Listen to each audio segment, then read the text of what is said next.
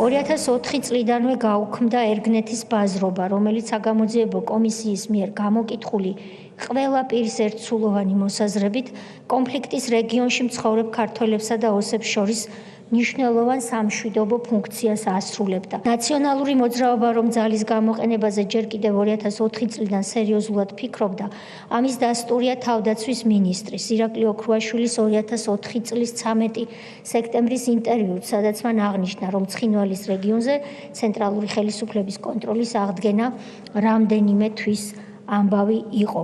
მოგვიანებით მან ისიც თქვა, რომ 2007 წლის ახალ წელს ცხინვალში შეხვდებოდნენ. საგამოძიებო კომისიის წინაშე მოწვეულმა კოდორელებმა სახელმწიფოს მხრიდან ხეობაში ნაციონალური მოძრაობის მიერ ჯერ კიდევ 2006 წლიდან დაგეგმილი ღონისძიებები შეაფასეს როგორც განზრახი ქმედება, რომელიც ხეობის მოსახლეობისგან დაცლასა და რუსეთისთვის გადაბარებას ისახავდა მიზნად. პოლიტიკური თანამდებობის ორმა კონკრეტულმა პირმა, თავდაცვის მინისტრმა დავით კეზერაშვილმა და შინაგან საქმეთა მინისტრმა ვანო მერაბიშვილმა 2008 წლის 6 აგვისტოს მიხეილ სააკაშვილთან შეთანხმებით უარყვეს პროფესიონალი სამხედრო პირების მიერ შემუშავებული სამოქმედო გეგმა ქართული ჯარი სამხედრო საქმისგან შორს მყოფი პოლიტიკოსების მიერ მართულ ომში აღმოჩნდა, რომლებმაც გარე ძალების დახმარების იმედითა და ქართველი სამხედროების აზრის უგულებელ ყოფით ქალაქ ცხინვალზე შეტევა განახორციელეს. საგამოძიებო კომისიამ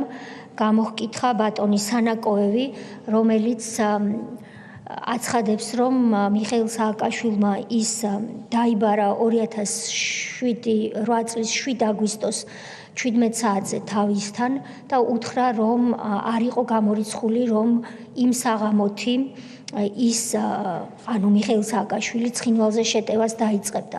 ამაზე სანაკოევმა უპასუხა, რომ ეს იყო ის, რასაც რუსები ელოდნენ.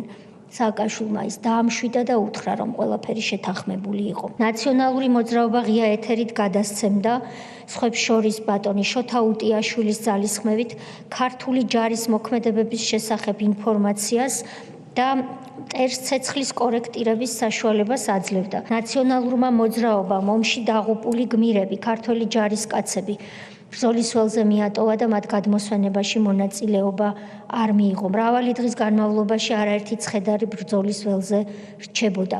როგორც საყოველთაოდ ცნობილია, ქართველი ჯარისკაცების ცხედრების გადმოსვენება მოხდა სრულიად საქართველოს კათოლიკოს პატრიარქის ილია მეორის მიერ, მას შემდეგ რაც ის მეუფეებთან და საქართველოს საპატრიარქოს წარმომადგენლებთან ერთად ოკუპირებული ცხინვალის რეგიონში შევიდა და გარდაცვლილთა ცხედრებს უპატრონა. საბოლოოდ დადგინდა, რომ ნაციონალური მოძრაობის ხელისუფლებამ სულ ცოტა 2008 წლის ივლისის ბოლოდან იცოდა, რომ კონფლიქტის ზონაში დაძაბულობა უმაღლეს ნიშნულზე იყო, რასაკვირველია, მან საკუთარი გეგმების შესახებაც ყველაზე უკეთ უწყოდა, მაგრამ არავითარი ზომა არ მიიღო იმისთვის, რომ მშვიდობიანი მოსახლეობა საომარი არეალიდან დროულად გამოეყვანა.